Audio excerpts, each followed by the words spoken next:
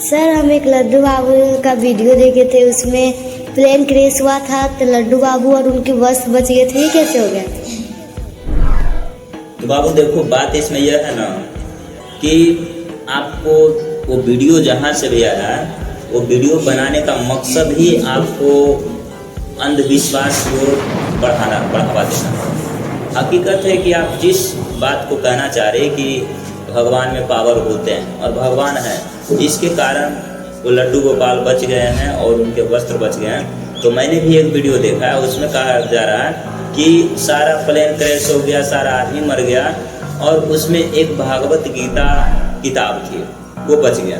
तो भागवत गीता बच गया, कहाँ रखा था और लड्डू गोपाल आपके अनुसार से जो कहाँ रखे थे ये हम नहीं जानते हैं, लेकिन आपके अनुसार, कहने के अनुसार हमें एक बात याद आ रही है कि अगर जो भगवान होते और भगवान में ताकत होती तो 242 लोगों को बचा लेते।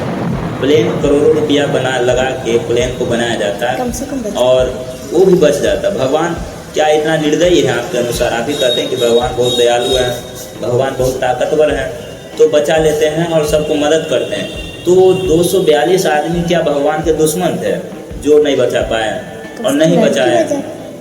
और उसमें एक लड़की बचा, तो हम तो जहाँ तक सुन रहे हैं कि एक लड़का बचा। तो पहला नंबर खबर को भी देखिए, दो तरह से खबर दिखाया जा रहा है और आपके दिमाग में ठूंसा जा रहा है ज़बरदस्ती कि भगवान है, अंधविश्वास है, ये है, वो है, पाखंड है। तो देखो, भगवान है या नहीं है हम लोग भी नहीं जानते हैं। जो कहता है कि भगवान है वो भी नहीं जानता, जो नहीं कहता भगवान है वो भी नहीं जानता सच क्या है। लेकिन हकीकत है, अगर जो भगवान होते तो ऐसा नहीं होता। हकीकत है, एक घटना है और अंधविश्वास उस जरिए परोसा जा रहा है आपको, जो कि उस विश्वास और अंधविश्वास के चक्कर में ना पड़िए। हकीकत है, एक बुरी खबर है, बहुत बुरी हादसा, ऐसा नहीं होना चाहिए। लेकिन आप लोग को ध्यान देना चाहिए कि ऐसी खबरों पर ध्यान मत दीजिए। क्यों ना दीजिए? क्योंकि ऐसी खबरें दिमाग को संतुलन बिगाड़ देती है और पढ़ने लिखने से दिमाग भटक जाती है और आपको भगवान पे भरोसा हो जाता है। भगवान पे भरोसा होने से आप मेन मकसद में कामयाब नहीं हो पाएंगे। तो मेन मकसद हम लोग को क्या है? पढ़ लिख के आगे बढ़ना है, आगे कुछ ध्यान काम करना है। हाँ, ये व्यक्तिगत आस्था की बात है, लेकिन उतना भी आस्था में अंधभक्त ना हो जाइए जाके हम अपनी मेन मुद्दा को ही भूल जाए। भगवान होते तो जरूर बचाते, ठीक है, और भगवान में ताकत होती तो सबको बचाती, सिर्फ खुद को बचते। अगर जो बच जाते तो खुद को सबको बचा लेते, ठीक है। अब उस खबर वाले से कमेंट करके पूछिए कि लड्डू गोपाल जो थे तो आप कहाँ रखे थे, उनको कहाँ देखे थे जो आप बता रहे हैं। और भागवत गीता वाले जो खबर को पहुँचा रहे हैं उनको पूछिए कि वो भागवत गीता कहाँ पे रखा हुआ था, तो कहेगा कि प्लेन में था। लेकिन रियल बात है, प्लेन में नहीं था। प्लेन कहाँ पे गिरा? जहाँ पे हॉस्टल था, हॉस्टल के नीचे ऊपर गिरा, तो हॉस्टल के अंदर में रखा हुआ था। तो बताइए, पहला नंबर तो हॉस्टल में आग लगी नहीं थी, प्लेन पे आग लगी थी। तो ऊपर से गिरा तो प्लेन की आग जो है छत टूट के गिरा था। तो सब जगह नहीं गिर सकता, वजन से बंद भी हो सकता।